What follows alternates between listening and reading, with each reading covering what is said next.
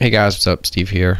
Not a lot to cover, but I figured might as well just go ahead and make a part 2 on the Banshee. I've got a lot of painting done recently.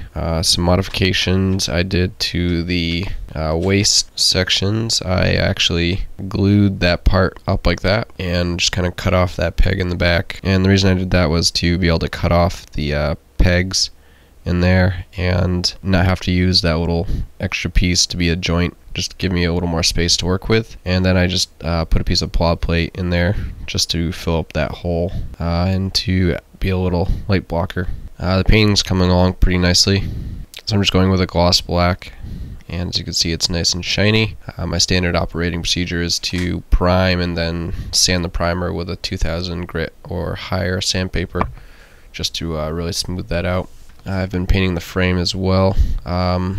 So I did glue these leg joint pieces in their outward position. I know in the Unicorn those tended to flop around quite a bit, and those are actually what caused me to break one of the circuits. And for paint, so I kind of took a shortcut. Just a little tip for you guys. What you do is go ahead and mix your paint with some primer, and that'll basically save you a step of having to prime and then paint. Basically your primer is in your paint, changing the color a bit. I went with German gray because it's 3/4 flat, and most of the other grays in Mr. Color are semi-gloss, and there's a tiny bit of this dark gray in there too, but barely any. And yeah, just mixed in a bunch of primer, and the color I got is pretty close to the original plastic, but it just has a better appearance to it. Also, I did the hip joints. As you can see, I've already run the wires through here. So what I did was I drilled a hole through there and through there, but I cut a notch that allows me to get some range of motion. Alright, so instead of trying to go through that center peg, I went actually around it. When I drilled through there, I actually just ran the wires through there and around that little gap in there, and then that's the notch you see. There's a notch similar to here, except that it's just kind of off to the side. So the wire just goes around that, and that just prevents me from having to go through the peg there. Makes it a bit stronger. Unfortunately, I had to run the wires through here because I won't be able to feed them through later on. So I just kind of ran a couple wires through, cemented it together, and painted it. I've got some metal verniers that I'll be using.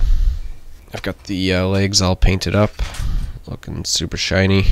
And that just saves me a bit of work, so I don't have to put a gloss coat down before I do decals. I can just put decals on and then protect those with a gloss coat and then put a flat coat on it.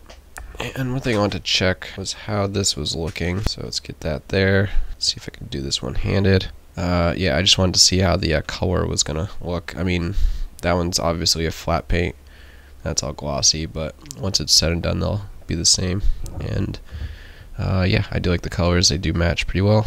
So another thing I did was I put a flat coat on all the cycle frame parts. What it does is it frosts the plastic, and this is to prevent like hot spots. It'll help diffuse the light. Normally they're quite transparent, you can see right through them, so if there was a LED it would show up very well and show up very brightly, so there would be a hot spot. Putting a flat coat on it just kind of will help diffuse that quite a bit. So unfortunately I am going to have to order new decals. These are the ones I bought a couple years ago, and I don't like them at all.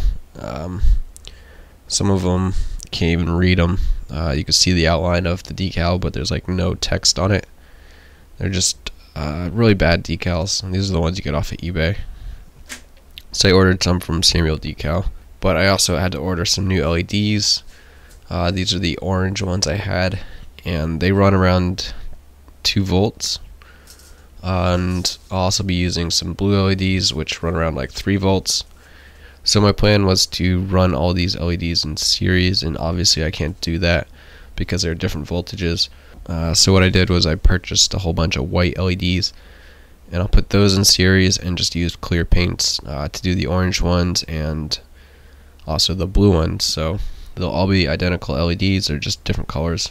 Hopefully those parts will arrive in less than 2 weeks. Otherwise I'll probably be held up. I'm going to go ahead and finish just cleaning up and painting the rest of the kit. That shouldn't take more than a few days, I think. And yeah, once I get the LEDs I could actually start lighting it.